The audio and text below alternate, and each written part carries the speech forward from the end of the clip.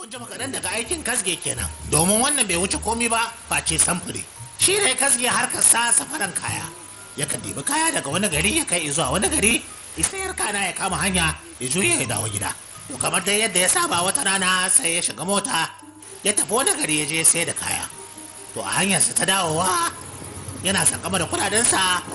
kawai a cikin mota sai yan fashi suka tsaye sa kai sai kowa ya mutu da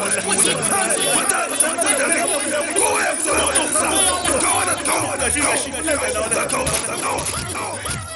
ya kwace kowa kudi amma aka manta da kasgiyar 10-20 shi dai kasge yana gefe yana ta kallo nan fashi ya gama kirga kudade ya kalli mutanensa ya ce musu kai an yi nasara ku zo mu fece ya sassar masa yana cewa yalla bai kai ya ne babban yaya ni bayan ka bane dama wasu alfarma nake so babban yaya me ya kai budan bakin kasge sai ya ce da Allah taimaka min nake so kai to mun canji da waɗannan sabbin saboda gidana akwai biki wallahi ka ce me dama ba haushe ya ce duk yadda kai da jaki duk yadda kai da shi sai ya ci kara to ayi kenan Allah sarki kasge